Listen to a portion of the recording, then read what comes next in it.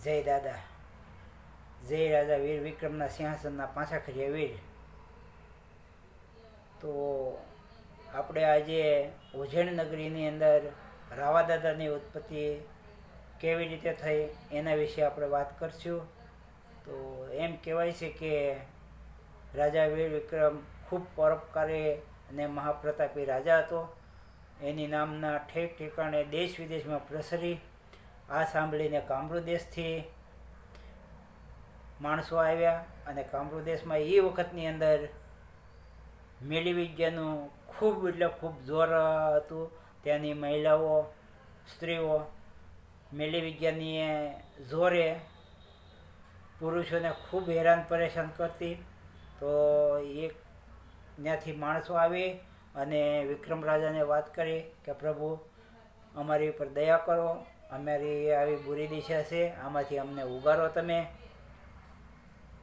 તો વિક્રમ રાજાએ વૈતાળ દાદાને, કે જે આપણે પાછા ખરિયા દાદા છે, એમને સ્મરણ કરી અને વાત કરી કે બાપ, આનું આપણે નિવારણ લાવવાનું છે, આમને આપણે ઉગારવાના છે, એની મેલી વિદ્યા અહીંયાથી આપણે હકેલવાની છે. તો દાદાએ વાત કરી કે દાદા કે કાંઈ વાંધો નહીં, થશે, પણ હું સોખો દેવ, હું કામરૂ દેશની અંદર જઈ અને આવી મેલી વિદ્યા હું લાવી શકું નહીં. તો એનું આપણે, હું એક મહાન પ્રતાપી દેવ સૂર્યનારાયણને આરાધનાથી એક રાવા દાદાની ઉત્પત્તિ કરું છું અને એમને આપણે મોકલશું. સારું. તો સવારના સૂર્યનારાયણને આગળ દાદા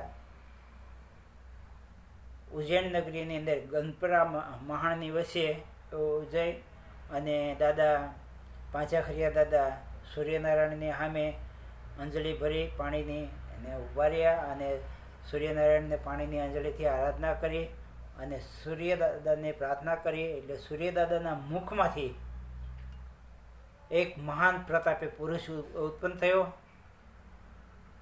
અને ગંધ્રપા મહાણની વચ્ચે ઊભા રહી અને દાદાએ પ્રાર્થના કરી, આરાધના કરી. એટલે એ જે પુરુષ ઉત્પન્ન થયો એને કોઈ સૂર્યના મુખનો રાવો પણ કહે છે અને કોઈ મહાણમાંથી ઊભા રહીને આરાધના કરીને ઉત્પન્ન કર્યો એટલે મહાણી રાવો દાદો પણ કહે છે.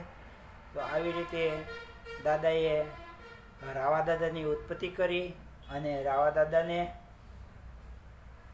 ને સાથે ત્યાંથી માં ખુખીઆઈમાને મોકલ્યા. ખુખીઆઈમાં એ પણ અહીંયા ગંધપરા મહાણની વચ્ચે માતાજીનું મંદિર છે, અહીંયા ભૂગીમા તરીકે ઓળખાય છે. ભૂગીમાનું નાનું મંદિર છે. ભૂગીમા એ અમારા કુળની અંદર, આપણે રાતોલા કુળની અંદર અમે ખુખીમા તરીકે ઓળખીએ છીએ. તો ખુખીમાને અને રાવા દાદાને ત્યાંથી મોકલ્યા કામરૂ દેશની અંદર. અને ત્યાંની જેટલી કામરૂ દેશની અંદર જે મેલી વિદ્યાઓ હતી એ ખુખીમાં બધી રાવા દાદા જેમ બતાવતા ગયા, ચિંતાઈ ગયા, એવી રીતે ખુખીમાં બધી પોટલું વાળી એને લાવી અને ગંધપરા મહાણની વચ્ચે ત્યાં દાટી અને ઉપરમાં ત્યાં ખુખીમાં બિરાજમાન છે. ખુખીમાં એ બધી મેલી વિદ્યાની ઉપર માતાજી બેસી ગયા છે, એટલે ત્યાં હાલીસલી થઈ શકે નહીં. આવી રીતે કામરૂ દેશમાં રાજા વીર વિક્રમે મહાણી દાદા અને રાવા દાદા અને માં ખુખીમાની પ્રતાપથી પરોપકારના કાર્ય કરી અને ત્યાંના માણસોને આવી મેલી વિદ્યામાંથી પરેશાન હેરાન થતા એમાંથી મુક્ત કર્યા. તો આવી રીતે માં ખુખીમા અને રાવા દાદા હાલની અંદર ઉજ્જૈન નગરીની અંદર ગંધપરા મહાણની માં પૂજાય છે. અને અહીંયા મેલી વિદ્યા હતી એ ખુખીમાં અહીંયા મંદિર ઓલા ગંધપરા મહાણની ઉપર ત્યાં દાટી અને એની ઉપર માતાજી બિરાજમાન છે. તો જય માં ખુખીમાં, જય રાવા દાદા, જય ડોહાતાના પાછા ખર્યા વીર, જય રાજા વીર વિક્રમના પાછા ખર્યા વીર, જય ઉજ્જૈન નગરીના ધણી.